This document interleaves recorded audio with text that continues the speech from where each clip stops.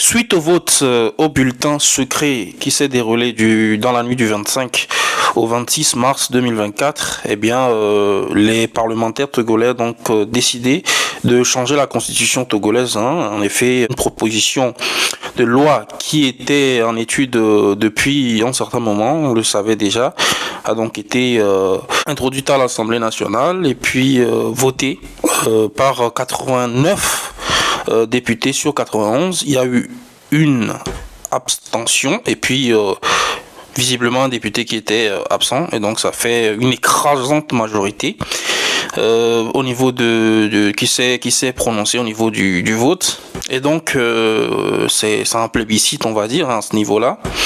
Et j'ai envie de dire, dans un premier temps déjà, si on en est là, j'en veux principalement à l'opposition togolaise, qui a toujours, à travers le temps, joué à cette dangereuse politique de la chaise vide, en boycottant pas mal d'élections. Et le résultat d'ailleurs de ce vote découle de cet état de fait. On se rappelle très bien que lors des élections législatives passées, l'opposition avait appelé au boycott. Et donc aujourd'hui, ils n'ont que leurs yeux pour pleurer. Et quand on arrive à l'Assemblée et qu'on n'a pas de représentants pour faire le poids ou le contrepoids par rapport au pouvoir, on ne peut assister qu'à ce coup de force de la part du pouvoir en place. Et donc voilà. Et quand on prend même à travers l'histoire, de 90 à 91 avec la conférence nationale souveraine qui a commencé un peu à faire souffler un vent de démocratie sur le Togo, avec toutes les décisions, les clauses qui ont été adoptées au sortir de cette conférence nationale. Une conférence qui a eu un impact assez équilibrant sur l'élection législative de 94 qui va suivre 4 ans plus tard, donc où le parti au pouvoir, le RPT à l'époque du général Yadema, avait quand même récolté 35% des voix, et grâce à une coalition du CAR et de l'UTD, l'opposition, pour la première fois depuis belle lurette, a quand même réussi grâce à cette coalition CAR-UTD, respectivement du professeur Agbo Ibor et de Edem Kodjo, ont quand même réussi avec respectivement 34 et 6% des voix à passer légèrement devant le parti au pouvoir, le RPT. Et à partir de là, il fallait donc que l'opposition, le parti au pouvoir, en la personne du général Yadema, choisisse, n'est-ce pas, le Premier ministre dans le camp de la majorité, dans le camp de la majorité, bien sûr, parlementaire. Et Yadema étant rusé, bien évidemment, va décider de prendre à compte-pied tout le monde et d'aller choisir Joseph Kokou-Kofigo comme Premier ministre à l'époque, au sortir des élections de 94. Et ça a été déjà un premier coup d'épée dans l'organigramme de l'opposition togolaise, qui s'est retrouvé ébranlé à bien des égards et qui a eu beaucoup de difficultés à accepter cette décision-là. Et donc ça a semé de la zizanie déjà, et il faut dire que Yadema, étant un fin stratège, a quand même réussi son coup à semer la zizanie au sein de l'opposition. Et je veux dire, à partir de là, ça a commencé à montrer des failles dans l'organisation, dans la solidarité, à toute épreuve, parce que je dis à partir de là, Kofigo, qui était désigné, pouvait très bien dire à l'époque je ne peux pas accepter parce que c'est anticonstitutionnel, cette décision, ça ne va pas dans le sens de ce qui devait être fait, parce que le Premier ministre devait venir de la majorité et donc de cette coalition car UTD. Et donc, le Premier ministre devait être soit Maître Yaouvia Agbo Ibor ou, dans une moindre mesure, Edem Kodjo, ce qui n'a pas été le cas. Et donc, voilà, ça a commencé déjà créé des fissures, si j'ai envie de dire, et à montrer les faiblesses de l'opposition, les tares, à mettre dehors les tares de l'opposition togolaise, qui à partir de là, n'a jamais su montrer une solidarité à toute épreuve pour pouvoir faire face au pouvoir, et tout au long du temps, ça n'a été que ça. Tout au long des années, ça n'a été que ça. On a tous en tête un point d'orgue, l'année 2010, l'année présidentielle, des élections présidentielles, où en amont de cela, il y avait déjà eu un pas de côté fait par l'UFC, qui a commencé à tendre la main au pouvoir en place. Enfin, du moins ça, accepter la main tendue du pouvoir en place. Et donc à partir de là, il y a une partie de ce parti-là, à l'intérieur de ce parti dirigé à l'époque par Gilles Christ Olympio, qui s'est senti trahi, et par la même occasion une partie du peuple aussi, une franche partie du peuple, et donc ils ont donc accepté, et cela a entraîné la dislocation, je dirais même pas dislocation, cela a entraîné derrière la création de l'ANC. Il faut se dire aussi que l'ANC sort de l'UFC, parce que c'est après des discordes, encore une fois, par rapport à la position adoptée par rapport au pouvoir, vis-à-vis du pouvoir, que des problèmes vont encore surgir, et c'est que de là que l'ANC va naître. En effet, quelques partisans de l'UFC vont sortir de ce regroupement politique pour aller créer, avec à leur tête Jean-Pierre Fabre, vont sortir de ce parti-là pour aller créer l'ANC, l'Alliance des forces du changement. Et donc à partir de là, on voit encore une fois que l'opposition ne parle pas d'une même voix, et ça a été le mal qui a toujours gangréné cette opposition-là tout au long des processus et tout au long des années. Et donc voilà, et combien de congrès on n'a pas fait, combien de tables rondes, combien de pourparlers. À Accra, on y est allé plus de 10 fois, on n'a jamais trouvé la solution, et tout ça à cause des égos personnels, et puis que ce soit de l'opposition aussi, qui n'a toujours pas joué son jeu, qui n'a vraisemblablement pas très souvent mis l'eau dans son vin, en tout cas au moment où il fallait être un peu pondéré et réfléchi. Cela ne s'est jamais fait, parce que j'ai envie de dire, quand Faure Gnassingbé est arrivé au pouvoir en 2005 et qu'il était déjà question de parler de la limitation des mandats et tout ça, l'opposition était radicale, se voulait radicale, et ne voulait pas accepter l'introduction à partir de 2010 ou bien au sortir du coup de force de 2005. L'opposition avait déjà, à travers toutes ces tables rondes qui ont été organisées avec des facilitateurs, si l'opposition avait mis un peu d'eau dans son vin et accepté qu'il y ait le retour de l'élection à 2 tours, tout ce qui réclamait en fait avec la limitation du mandat à 2, la limitation des mandats à 2, mais avec les compteurs remis à 0, ils auraient pu accepter. Et aujourd'hui, à partir de 2015, Faure Gnassingbé se serait déjà confronté à sa propre règle, à ce que lui-même il avait écrit et promis. Donc le fait de vouloir être radical à tout prix a fait perdre beaucoup de temps à l'opposition togolaise et a pas mal mis en danger l'avenir des Togolais. Il y a plusieurs fois où il fallait, ils ont pas voulu mettre de l'eau dans leur vin, accepter un peu, perdre un peu de leur côté pour après mettre le pouvoir face à ces contradictions. Et donc, il pensait sûrement que 10 ans c'était long et que ça n'allait jamais passer. Il devait accepter le plus tôt possible, pour après mettre le pouvoir face à ces contradictions, ce qui n'a pas été fait.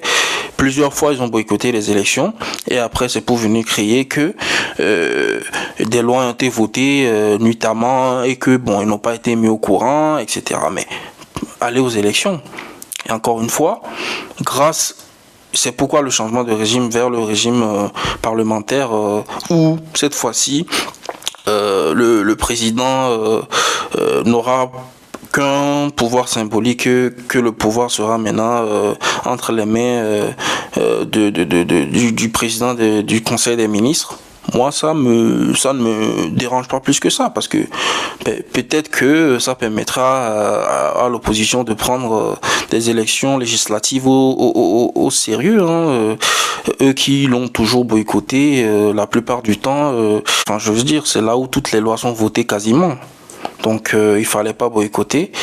Et puis, j'en veux au pouvoir. Ils n'ont jamais voulu ouvrir le jeu politique.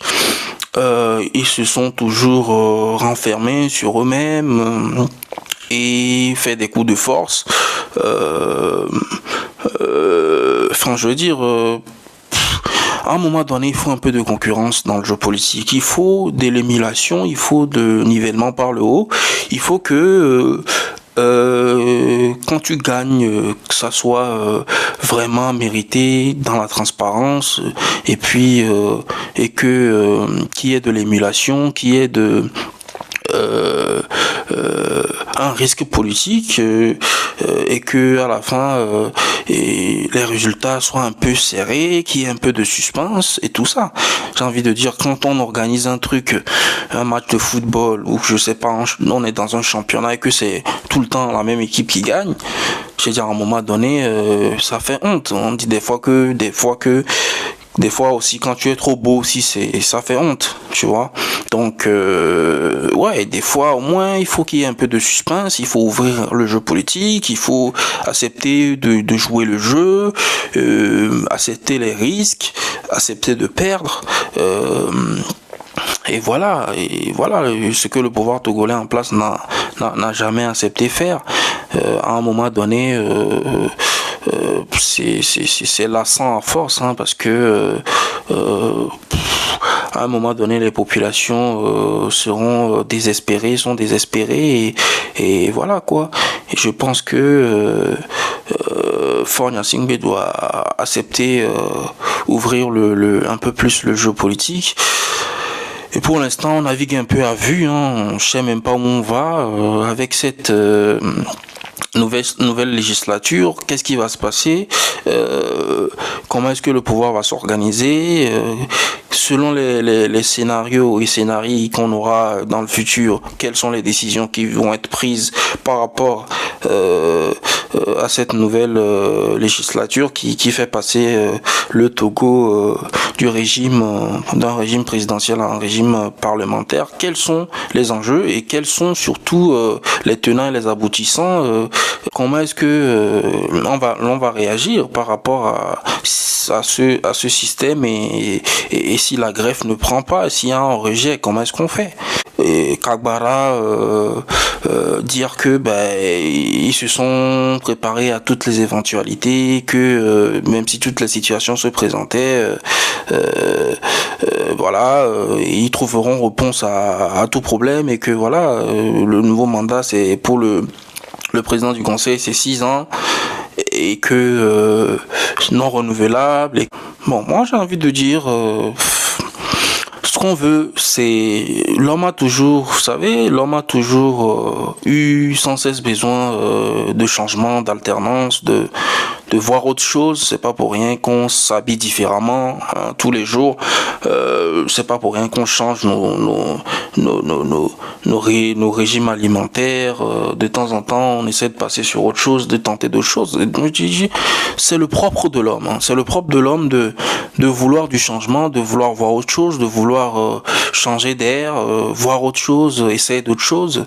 Et je pense que le pouvoir en place devrait accepter cette réalité-là et essayer de de faire en sorte qu'il y ait de l'émulation, qu'il y ait du changement à la tête de l'État, parce que quand on a une gouvernance unilatérale comme ça, qui va dans le même sens, un pays ne peut pas se développer avec ce mode de gouvernance. Il faut de l'alternance, il faut différentes idées qui se succèdent à la tête de l'État, plus au sommet de l'État, pour que le pays puisse se développer dans tous les sens.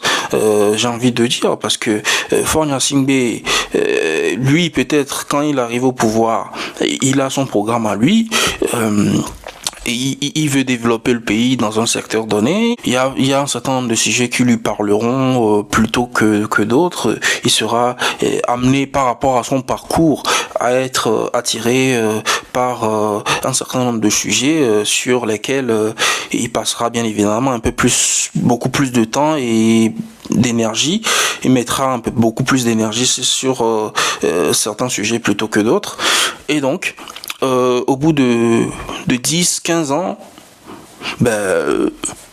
il faut opérer le changement, il faut qu'un autre vienne pour que, avec sa vision, bien évidemment, et puisse aussi tirer le pays dans le sens de ses aspirations, de ce que lui aussi peut faire de mieux, tu vois. Et par exemple, si moi j'arrive au pouvoir, par exemple, je donne un exemple, si j'arrive au pouvoir, moi j'aime le sport, j'aime la culture, j'aime tout ce qui est sport, culture, jeunesse et tout ça. Bien évidemment, je vais tirer le pays, investir dans ces choses-là et tirer le pays dans ces choses-là. Et demain, une autre personne va venir, elle sera attirée par, je sais pas moi, les relations internationales, l'économie et tout ça. Donc, il va développer le pays dans ce sens. Ce qui fait qu'au bout de 20-30 ans, quand on aura 5-6 dirigeants, eh bien, le pays va se développer dans tous les secteurs, parce que en effet chacun ira de sa vision et de sa façon de gérer les choses, et ça ne sera que bénéfique au pays. Et donc voilà, j'en veux au pouvoir pour ça, pour ne pas créer un peu plus d'ouverture, accepter l'alternance, partir, revenir. Si ça se trouve, Faure Gnassingbé peut quitter le pouvoir. Au bout de 5 ans, on va dire, l'opposition fait pire et que Faure était mieux, ramenez-nous Faure, etc. Donc, on ne saura jamais tant qu'il ne laisse pas le pouvoir, et tant qu'il n'y a pas l'alternance, on ne saura jamais. Donc voilà, il peut y aller et revenir. Voilà, le Togo appartient à tout le monde et je pense que ça doit être comme ça. Et puis dans son propre parti unir, je pense qu'il y a des gens intelligents qui peuvent très largement assumer les responsabilités du pouvoir, et voilà, il faut du changement quoi qu'il arrive. Et puis voilà, j'en veux à nous, population, de n'avoir pas tout le temps donné ce qu'il faut ou ce qu'il fallait pour inverser la tendance. J'en veux pour preuve les marches qu'il y avait eu entre-temps avec Tipi Atchajam, qui a vraiment redonné l'espoir au peuple togolais, qui a commencé à croire à un véritable soulèvement populaire pouvant aller jusqu'à emporter le chef de l'État. Et vraiment à cette époque-là, je me rappelle encore, il y avait vraiment un truc qui se passait. De l'autre côté, il y a une partie de la population aussi dépourvue de moyens et de sensibilité, visiblement, qui acceptait faire des marches moyennant une modique somme de 2000 francs ou je ne sais quoi. Donc à partir de là, comment voulez-vous que les choses changent? C'est là qu'il faut dire non. C'est là qu'il faut dire non. comme je le disais déjà pour Kofigo, que lui aussi, quand on avait choisi Premier ministre, il devait refuser et dire que non. Dans la réalité, c'est ça qui devait être fait. Nous, population, aussi, c'est vrai, on souffre. Il y a la souffrance, il y a la misère. Et par rapport à cet état de choses, si on te propose de l'argent, ben évidemment, tu es tenté de refuser, d'accepter. Mais j'ai envie de dire, à un moment donné, il faut qu'on ait des visions qui dépassent nos petites personnes. Il faut qu'on cherche à rentrer dans l'histoire véritablement. Parce que le temps qu'on ne sera pas sur cette terre, le temps où on ne sera pas sur cette terre sera plus long que le temps où on sera là. Je veux dire, dans 50, 60 ans, notre génération, je pense qu'il n'y en aura pas beaucoup qui resterait et on serait tous déjà partis, je pense. Donc il faut travailler à laisser une bonne image, parce que l'image te suivra dans 200 ans, dans 300 ans, dans 400 ans, dans 500 ans, à travers la tradition, l'écrit, les écrits, l'histoire et tout ça. Les gens vont toujours en reparler. Donc si tu fais du bien, ça te suivra à l'infini, mais si tu fais du mal aussi, ça sera pareil. Donc quand on repose le débat comme ça, et qu'on sait qu'il y a au bout de la vie la mort qui nous attend, et qu'on est tous des humains fragiles, je pense qu'il faut relativiser les choses et reposer le débat et se demander si on veut laisser un nom, laisser des choses positives, ou si on veut s'accrocher à notre petite personne et à un pouvoir qui